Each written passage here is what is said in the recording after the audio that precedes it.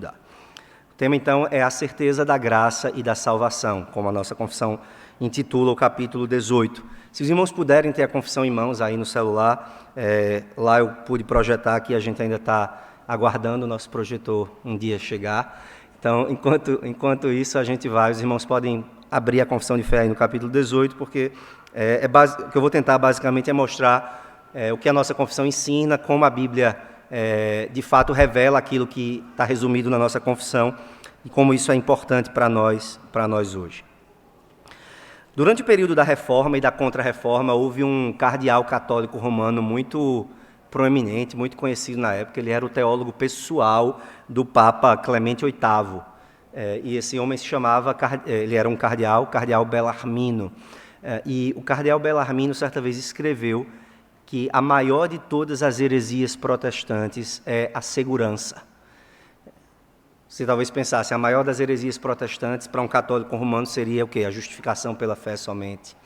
Ele disse, não, a maior heresia protestante é a segurança da salvação. Por quê? Para o catolicismo romano, a segurança da salvação é algo que não é possível para os cristãos comuns. A segurança da salvação só é dada por uma revelação extraordinária a alguns santos que adquirem méritos e recebem de Deus essa graça extraordinária de receber a certeza de que eles estão salvos e que eles serão eternamente salvos sem passar pelo purgatório. Então isso é o que é ensinado no catolicismo romano, isso está inclusive nos documentos oficiais da Igreja Católica, que é preciso uma revelação extraordinária de Deus para alguém ter a certeza da salvação. Para os crentes comuns, diz o catolicismo romano, não há certeza nenhuma. Há apenas uma esperança, um desejo. Né? É um ato de extrema arrogância para um católico romano alguém dizer, eu sei que eu sou salvo. Tudo que você pode dizer, se você não for um santo da igreja, tudo que você pode dizer é, eu espero ser salvo. Eu espero ter méritos suficientes para herdar a vida eterna. Sinclair Ferguson, falando sobre isso, ele diz o seguinte, se a justificação não é pela fé somente, que é o que o catolicismo diz, se a justificação não é pela fé somente, em Cristo somente, pela graça somente, se a fé precisa ser completada pelas obras, se a obra de Cristo precisa de algum modo ser repetida no sacramento, se a graça não é livre nem soberana, então sempre haverá algo a ser feito por nós, algo a ser acrescentado para que a justificação final seja nossa. E é exatamente esse o problema do catolicismo romano, eles dizem. Ele diz, se a justificação final depende de algo que nós precisamos efetuar, não é possível desfrutar da segurança da salvação. Se depende de mim, óbvio, eu não tenho segurança nenhuma. Mas se Cristo fez tudo, ele diz, se a justificação é pela graça, sem contribuição das obras, se é recebida pelas mãos vazias da fé, então a segurança, até mesmo a plena segurança, é possível para todos os crentes. Então esse é um assunto muito importante, irmãos. Ele faz parte da nossa fé reformada de uma forma muito central. Não é a doutrina mais importante de todas, mas é uma doutrina muito importante. E onde é que a Bíblia nos ensina sobre a certeza da salvação? Nós vamos ler alguns textos hoje pela manhã, se Deus quiser, mas há um texto que é o texto base, vamos dizer assim. Os teólogos eles falam que existem textos clássicos para ensinar determinadas doutrinas. E esse é o texto clássico para nós estudarmos a doutrina da certeza da salvação. 2 Pedro, capítulo 1, versos 10 e 11. Se você puder abrir comigo. 2 Pedro, capítulo 1, versos 10 e 11. Nós poderíamos ler, na verdade, toda a seção que começa no verso 3, mas vamos ler apenas a partir do 10. Por isso, irmãos, procurai com diligência cada vez maior confirmar a vossa vocação e eleição, porquanto procedendo assim, não tropeçareis em tempo algum, pois desta maneira é que vos será amplamente suprida a entrada no reino eterno de nosso Senhor e Salvador, Jesus Cristo. Então, o apóstolo Pedro nos diz que existe uma certeza, uma confirmação da nossa vocação e eleição. Vocação se refere à doutrina do chamado eficaz. Nós somos chamados por Deus através do seu Espírito das trevas para a luz, da morte para a vida. E esse chamado eficaz é o que nos torna cristãos, que nos tira da incredulidade e nos traz para a fé. Pedro diz, procurem confirmar esse chamado. Ele também diz: procurem confirmar a vossa eleição. A eleição, a doutrina da eleição incondicional, pela qual o Deus, desde a eternidade, preordenou aqueles que haveriam de crer para a salvação. Pedro diz: a doutrina da certeza, a doutrina da segurança, ela está ligada às doutrinas da vocação e da eleição. E aí ele diz não apenas que nós devemos saber dessas coisas, ele diz que nós devemos procurar essa certeza, que nós devemos procurar confirmar a nossa eleição, que nós devemos procurar confirmar o nosso chamado eficaz. É um dever que é colocado sobre nós. Deus nos chama a procurar ter essa certeza da salvação. Então, a nossa confissão ela vai nos ensinar isso em alguns parágrafos, e eu dividi da seguinte forma: os parágrafos 1 e 2, eles nos ensinam sobre o que é a doutrina da certeza, e o parágrafo 3 e 4 nos ensinam sobre os desafios da certeza. E aí nós vamos dividir dessa forma: a doutrina da certeza, os desafios da certeza. Então, se você tiver com a confissão aí, você vai ver que o parágrafo 1 começa falando que existe um problema dentro dessa doutrina, que é o problema da falsa certeza. Existem pessoas que têm certeza da salvação, mas não deveriam ter. Certo? E quem são esses? A confissão diz: ainda que os hipócritas e os outros não regenerados possam iludir-se vãmente com falsas esperanças e carnal presunção de se acharem no favor de Deus e estado de salvação, esperança esta que perecerá, e aí ele continua falando. Então existem pessoas que têm certeza da salvação, mas que não deveriam ter essa certeza. E a Bíblia fala sobre isso. A Bíblia fala muitas vezes sobre pessoas que têm uma confiança presunçosa na sua salvação. E quem são esses? De onde vem essa falsa certeza, que aqueles que não são verdadeiros crentes têm? Obviamente, ela vem em primeiro lugar do nosso coração enganoso. Jeremias 17:9 diz que enganoso é o coração do homem mais do que todas as coisas, desesperadamente corrupto, quem o conhecerá? Então é possível que alguém, por causa do engano do seu coração, acredite ter a salvação sem que de fato a tenha. Uma outra fonte dessa falsa certeza é a hipocrisia.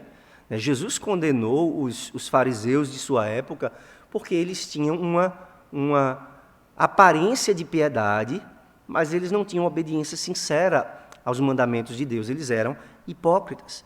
Então, muitas vezes, a hipocrisia é uma fonte de falsa certeza, porque o hipócrita muitas vezes não sabe que é hipócrita, às vezes sabe, mas às vezes não.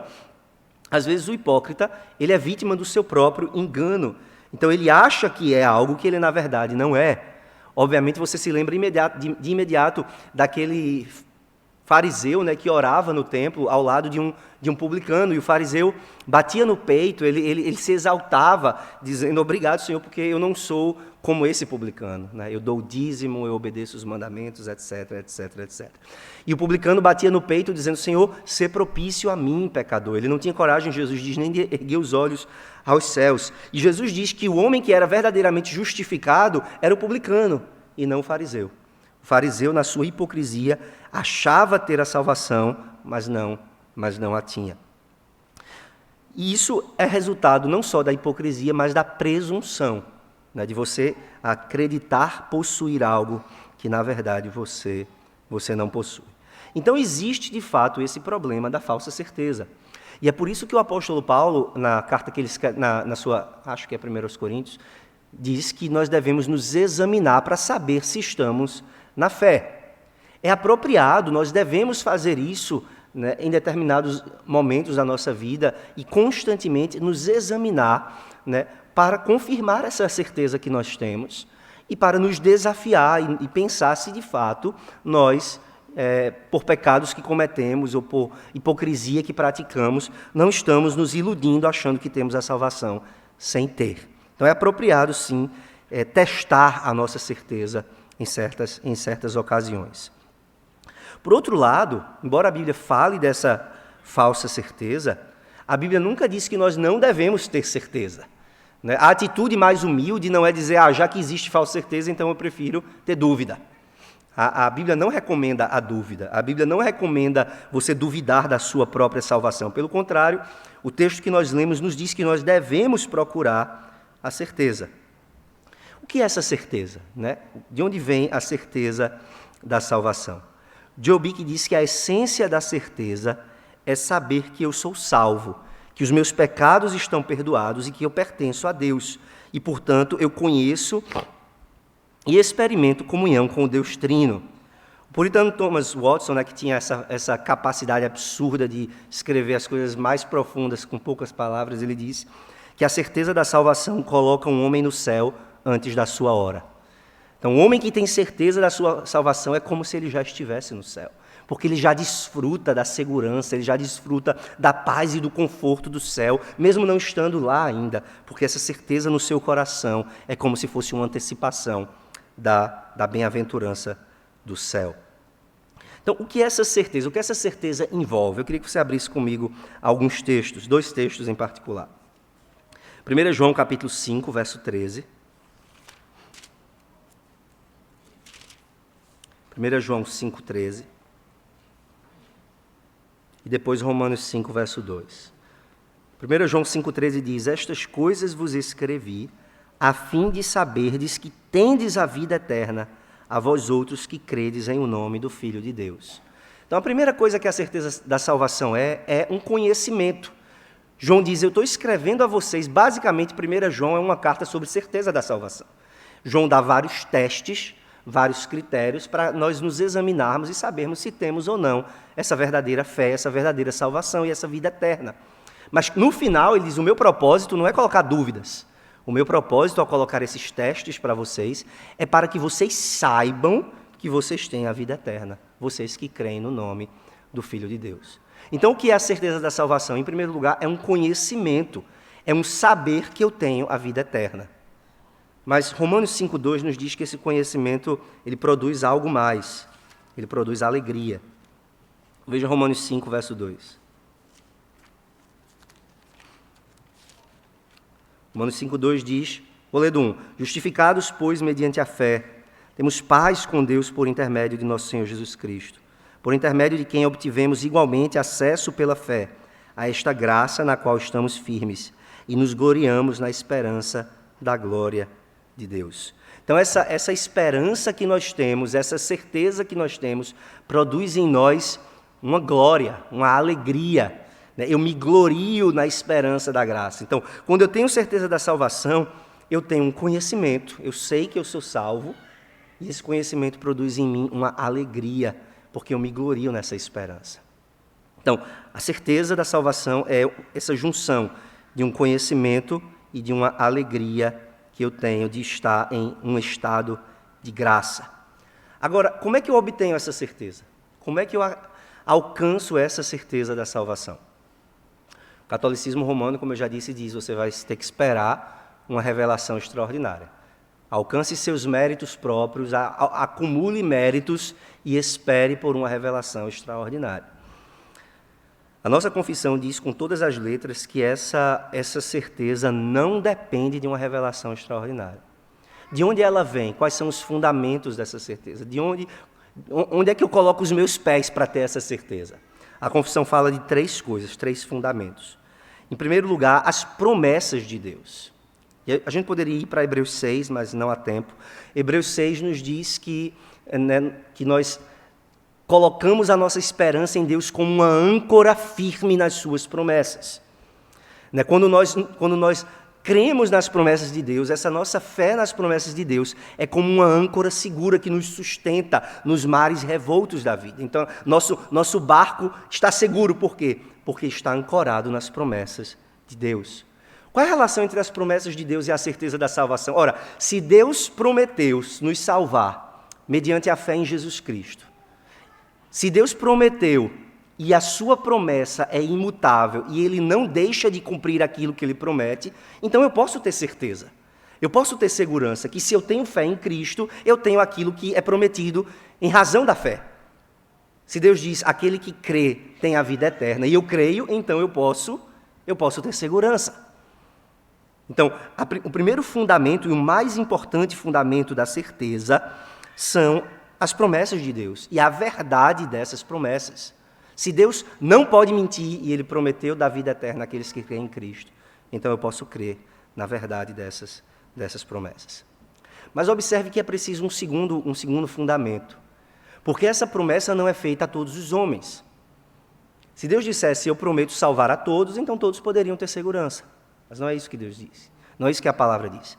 A palavra diz que aquele que tem a vida eterna é aquele que crê em Jesus Cristo, que crê no nome do Filho de Deus. Então, para ter certeza da minha salvação, não basta conhecer a promessa de Deus, mas saber que eu tenho a evidência dessa graça que Deus prometeu dar. Então, se Deus promete salvar aquele que tem fé, eu preciso verificar no meu coração se eu tenho fé. Se eu tenho fé em Jesus Cristo, se eu descanso em Cristo para a salvação, se eu confio somente nele para a minha salvação, então eu posso descansar. Então eu posso, de fato, ter certeza.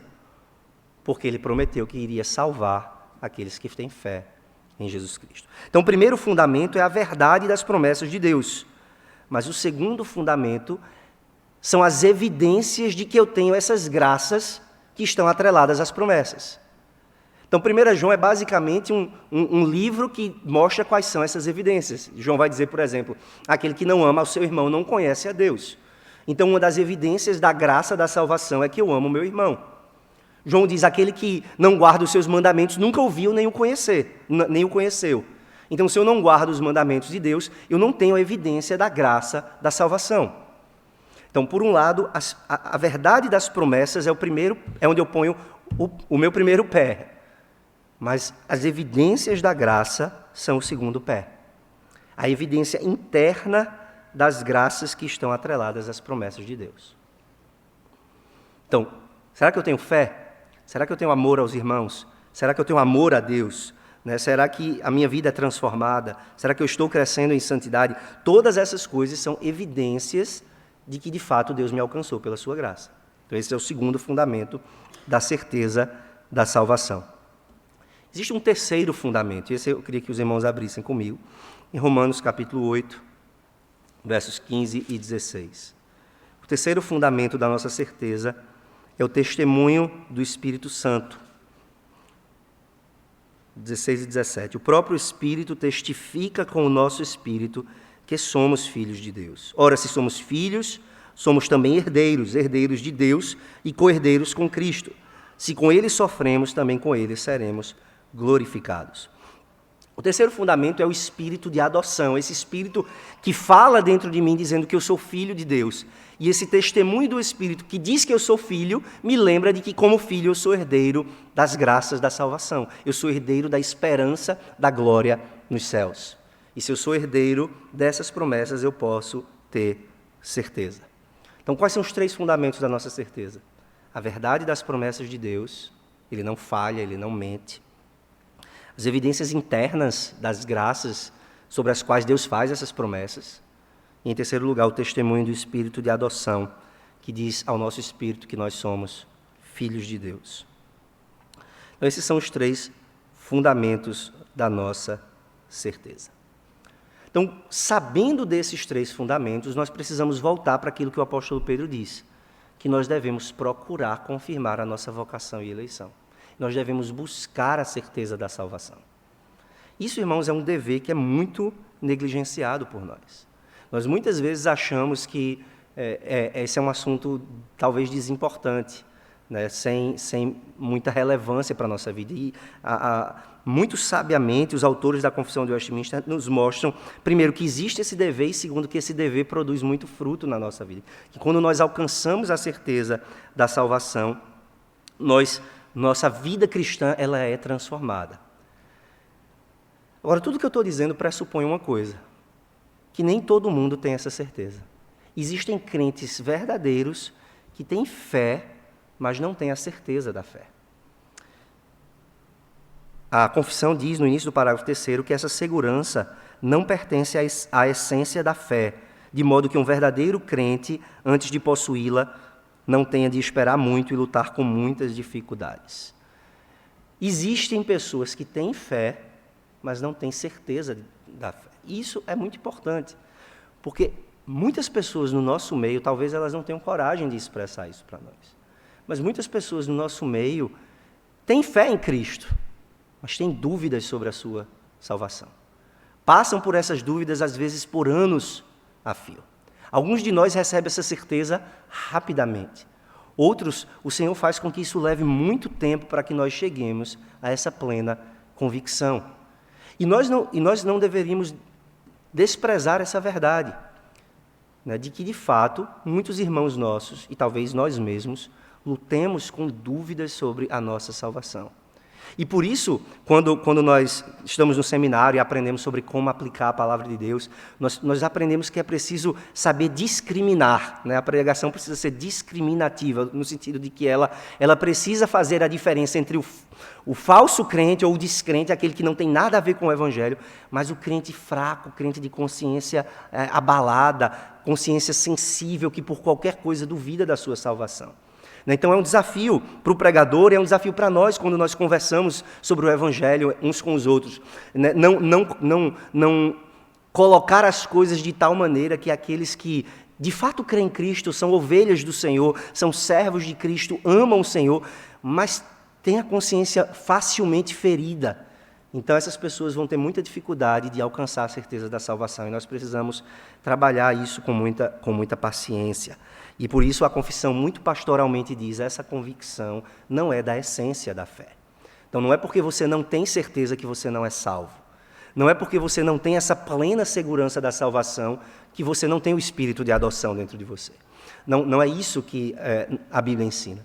Mas a Bíblia ensina que, às vezes, por diversas circunstâncias, e a gente vai ver algumas delas, nós não chegamos a obter essa segurança, ou demoramos para chegar a obter essa segurança. Essa provavelmente era a luta de Lutero, né? Muitas pessoas dizem que Lutero não era salvo até a experiência que ele teve no quarto, que ele descreve como uma experiência de depressão, né?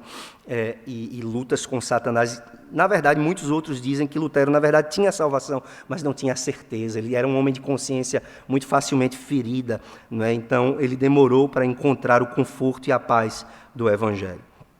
Então, muitos de nós vamos passar por lutas semelhantes. Então, a certeza não é da essência da fé. E, como já dissemos, ela não precisa de revelação extraordinária. Mas é o nosso dever buscar essa certeza. Por quê? Porque ela produz um crescimento espiritual que nós não teremos se não tivermos essa certeza. Eu queria que você abrisse 2 textos comigo. O primeiro é o Salmo 119, verso 32. Salmo 119, verso 32.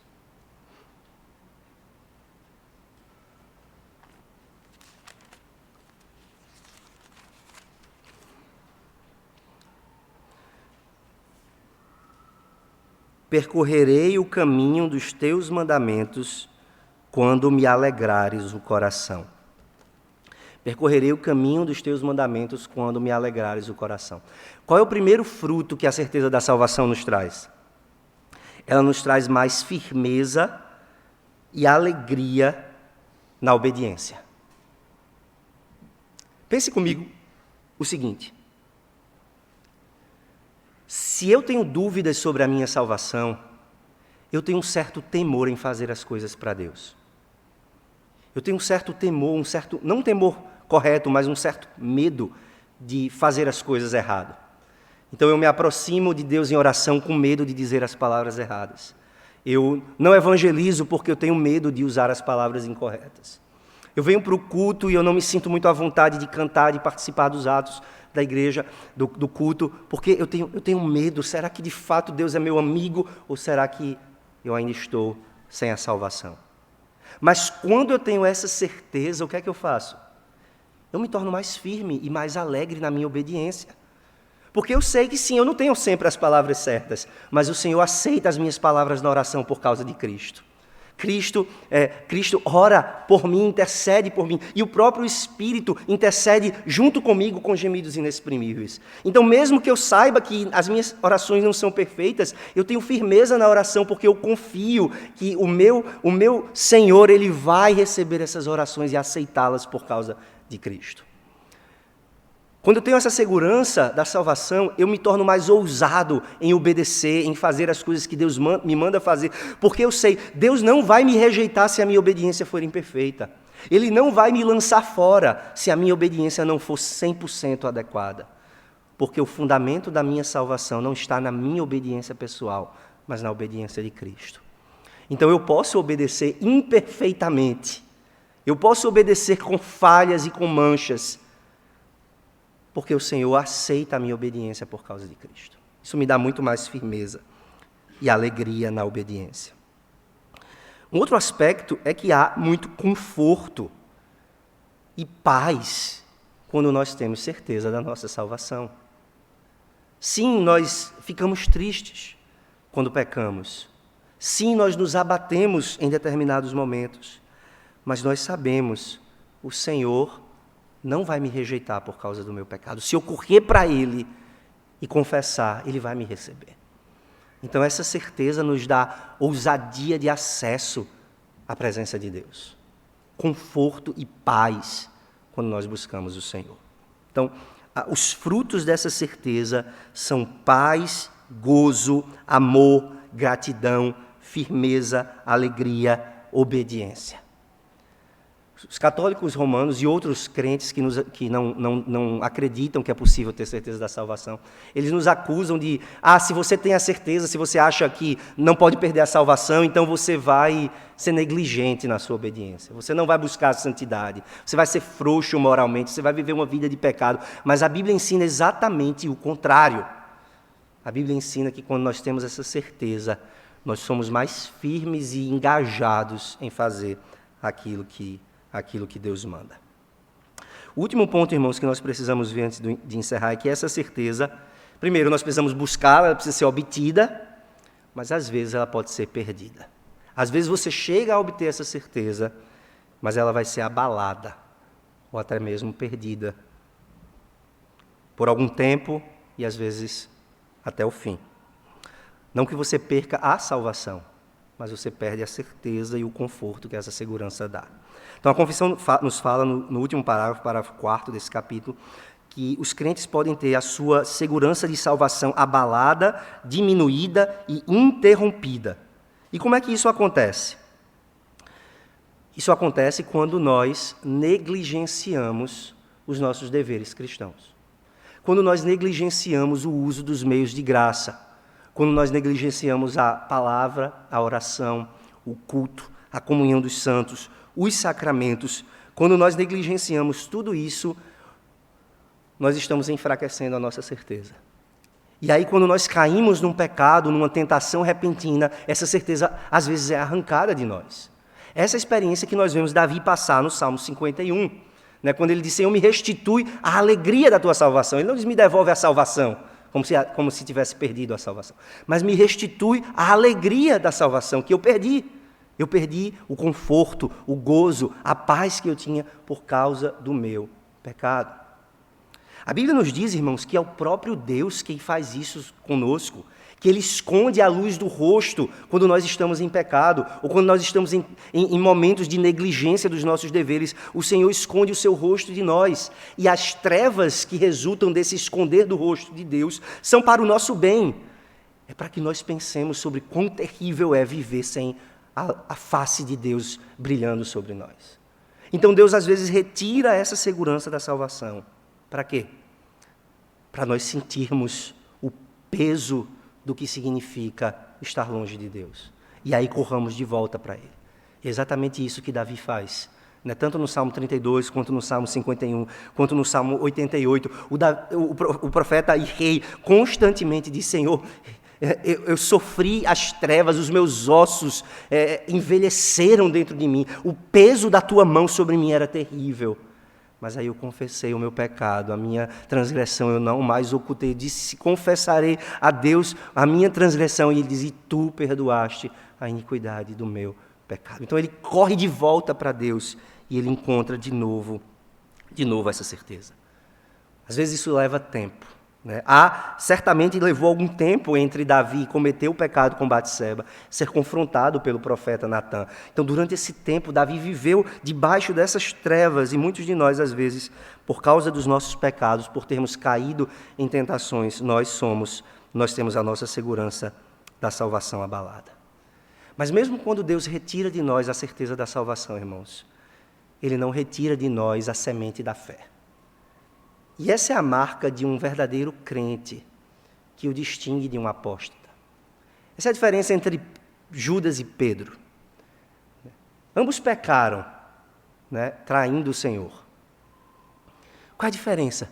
O que fez com que Judas tirasse a sua própria vida em remorso, mas sem arrependimento? E o que fez com que Pedro, apesar da sua tristeza, fosse restaurado pelo Senhor? Porque a semente de fé estava em Pedro, mas não estava em Judas. Judas, apesar da sua aparente devoção a Cristo, era um falso crente. E diante das trevas do que ele havia feito, não há esperança para ele. Mas Pedro negou o Senhor Jesus, fica terrivelmente envergonhado, mas a semente de Deus permanece nele. E quando Jesus ressuscita, né, interessante que Marcos registra isso, Jesus diz assim, quando fala com as mulheres, diga aos discípulos e a Pedro, que eu vou me encontrar como havia prometido. Então o Senhor manda um recado específico, dizendo, você ainda é contado entre os meus discípulos, e por isso eu quero você junto de mim novamente. Então a nossa confissão diz que aquele que perde a certeza da salvação, mas é um verdadeiro crente, nunca fica privado da semente da vida de fé. E por isso ele continua obedecendo. Isso é interessante. Talvez você já tenha passado por momentos da sua vida em que você não teve a segurança da salvação. Eu já passei. E apesar de todos os males que essa perda da segurança traz, algo dentro de nós continua dizendo, você está sem vontade de ir para o culto, vá mesmo assim. Você está sem desejo pelas coisas de Deus, abra a Bíblia mesmo assim. Você está sem vontade de orar, ore mesmo assim. Isso é a semente da vida de Deus em nós, irmãos, que faz com que, apesar da falta de certeza, nós continuemos fazendo aquilo que Deus ordena. Jesus disse, as minhas ovelhas ouvem a minha voz, eu as conheço e elas me seguem. Tendo certeza ou não, as ovelhas de Cristo o seguem. Porque nós sabemos, como Pedro diz lá em João 6, Jesus, depois de ser abandonado pela multidão, ele olha para os discípulos e diz, vocês também vão me negar, vocês também vão me deixar? Pedro diz, para onde nós iremos, Senhor? Só Tu tens as palavras de vida eterna. Então, mesmo na nossa fraqueza, nós sabemos disso. Eu não sei se eu sou salvo, mas eu sei que se existe salvação em algum lugar em Jesus, eu vou continuar perto dele.